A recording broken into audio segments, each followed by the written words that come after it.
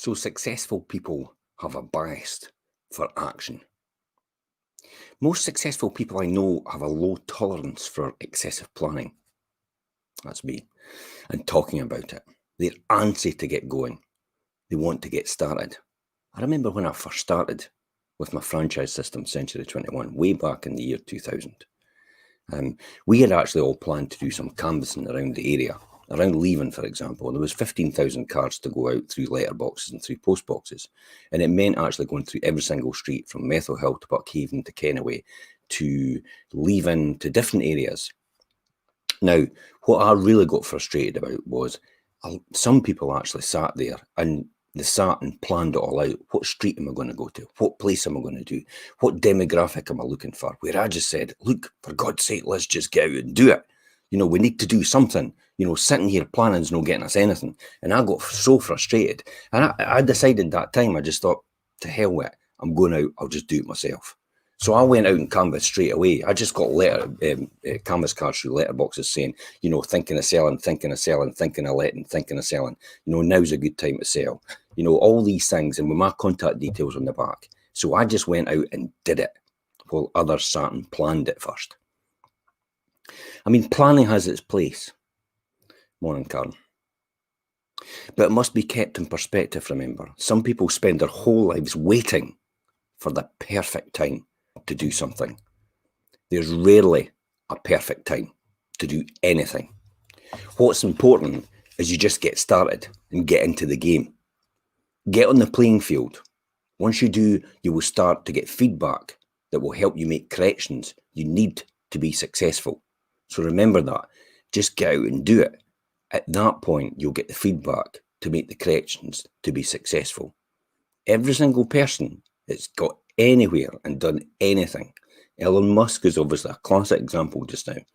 He's just made corrections all the way throughout his life and made sure he's got everything in place. So once you're in action, you will start learning at a much more rapid pace because you learn as you go.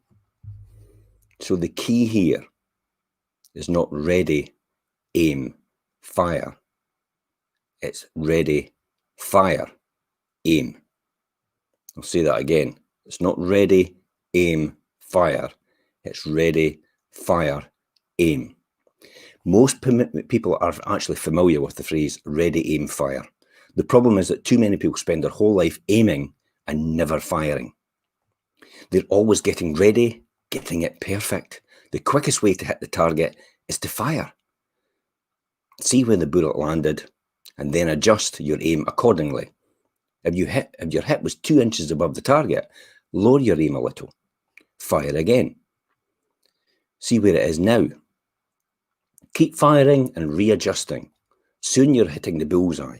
The same is true for anything.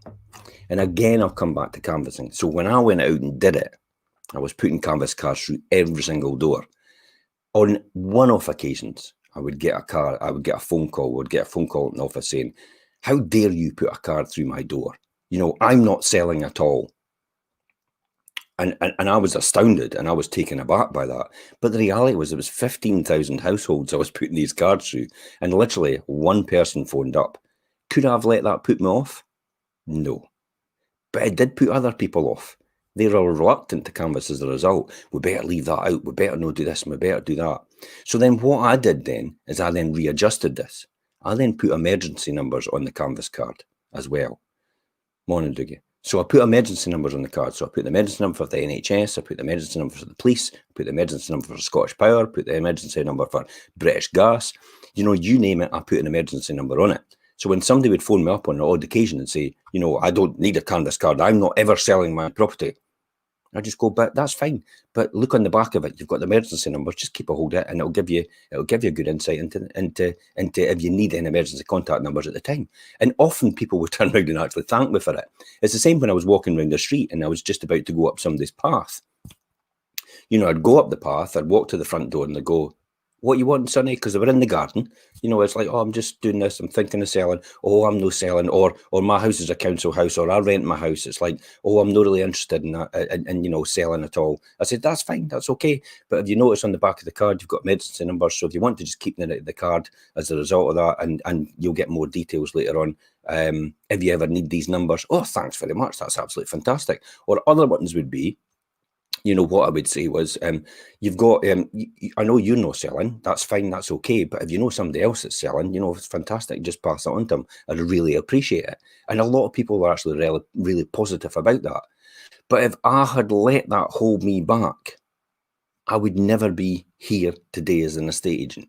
I would never be running my own business as a result.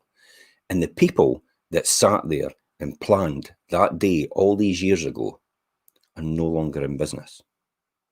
Some of them don't even work for anyone anymore. Some of them work for other people. But that's another story.